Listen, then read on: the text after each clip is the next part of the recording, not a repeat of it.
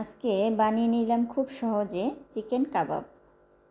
এটা বানাতে যা যা লেগেছে অবশ্যই প্রথম থেকে শেষ পর্যন্ত দেখবেন, তাহলে বুঝতে পারবেন। আসসালামু আলাইকুম, রান্নাঘর থেকে সবাইকে স্বাগতম। আশা করি আল্লাহর রহমতে আপনারা যে যেখানে আছেন খুবই ভালো আছেন। এখানে আমি মুরগির মাংসের বুকের যে অংশটা শুধু সলিড সেটা নিয়েছি, সেটা আমি কেটে পিস পিস করে নিয়েছি এখানে। আর এখানে নিয়েছি সয়া সস, নিয়েছি গরম মশলা, নিয়েছি জিরার গুঁড়া, নিয়েছি তারপরে একটা ডিম নিয়েছি, লবণ দিয়েছি, এখানে সব ধরনের মশলা এখানে অ্যাড করে দিয়েছি। তারপরে গুঁড়ামরিচ এখানে অ্যাড করে দিয়েছি, আর একটু আপনার সস দিয়েছি এখানে। তো এখন এগুলো আমি ভালোভাবে একদম মেখে ম্যারিনেট করে রেখে দিব, প্রায় 10 থেকে 20 মিনিটের মতো রেখে দিব। এরপরে আমি কাবাবটা তৈরি করে ফেলব। এভাবে আসলে কিছুক্ষণ সময় আমি চামচ দিয়ে নেড়ে তারপর হাত দিয়ে মেখে সুন্দরভাবে মিশিয়ে নেব। তো আমি এটা কিন্তু মিশিয়ে রেখে দিব এখন 20 মিনিটের মতো, 10-20 মিনিট রেখে দিব আর কি।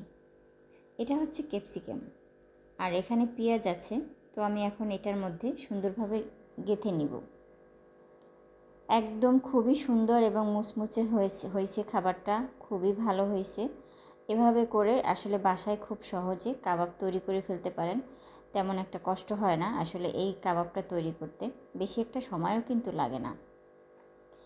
চটজলদি যদি কোনো খাবার রেডি করতে হয় বা বাচ্চারা খেতে চায়, তো আমার মতে এরকম চটজলদি আপনারা বানাতে পারেন।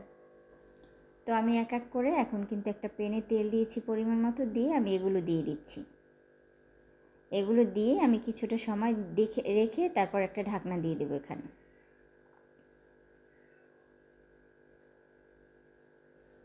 দেখতেই পাইতেছেন এটা কিন্তু সুন্দর বলক এসে গেছে। এখন আমি এই মুহূর্তে ঢাকনাটা এখানে দিয়ে দিব।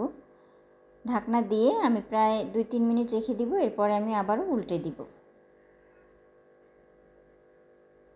এখনও উল্টানো হয় নাই, কারণ এটা হচ্ছে সলিড মাংস, তো মাংসটা সিদ্ধ হতে একটু সময় লাগে, তো সেই জন্য উল্টানো এখনও হয় নাই। তো আমি কিন্তু উল্টে অলরেডি দিয়েছি। দেখতেই পাইতেছেন কালারটা কতটা সুন্দর হয়েছে, ইয়ামি হয়েছে, অনেক সুন্দর হয়েছে মাশাল্লাহ। তো এখনও হয়ে যায় নাই, আরও হবে, কিছুটা সময় লাগবে কাবাব তৈরি করতে। আসলে আমি আবারও বলি, বেশি একটা সময় কিন্তু লাগবে না, খুব কম সময়ের মধ্যে আপনি আপনার বাচ্চারা এভাবে কাবাব তৈরি করে দিতে পারেন। সস দিয়ে ওরা বিকেলে নাস্তা হিসেবে খেতে পারে। আসলে আমরা রেস্টুরেন্টে বাচ্চা কাচ্চা নিয়ে যাই,